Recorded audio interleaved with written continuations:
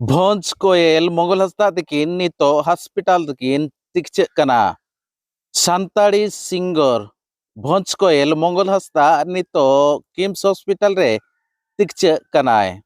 दुख खबर हेज कना नितो अबोई सुपरस्टार बांगमा भोज कोयल मंगल हस्ता भुवनेश्वर रेनांग किम्स हॉस्पिटल रे आईसीयू रे एडमिशन कनाय खबर दो नंका होलानो निंद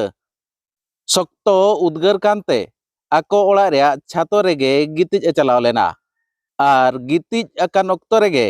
निंद 10 टाड़ांग गान समय आज बारहे तेलेकाय सेनोक कान ताहेन और आज बाय थीतना जे इन छातो चोटरिन गितिज अकना चे लातार रे मिने냐 लातार रे मेना लेका गे बारहे से सेनोक बेड़ा रे टाटका गे छातो चोट खने ᱧᱩᱨ कना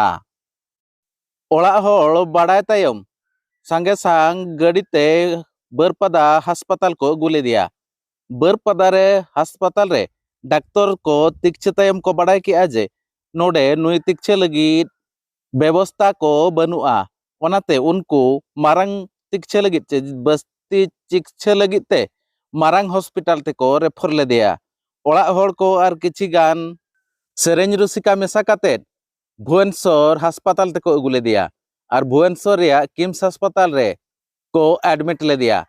किम्स रे डाक्तार को नेल तायम को बाड़ाय कि आजे आजा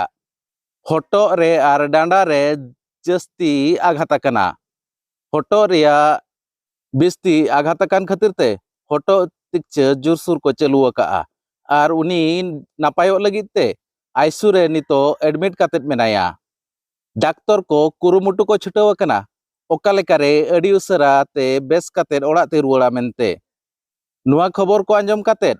हास्पाताल रे नितो सानताड़ी सिंगर को आरेमान को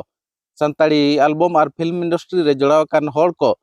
बै बैते अकिन हिरी लगित को सेटेरोक कना आदिम न्यूज पास्टा खन नेहर ताहेन कना मारामुरु ठेन जे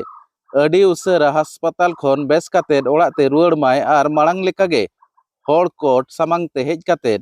आज ए आजा कोयल आड़ांग राहा रसा जते को तिया को मामेनते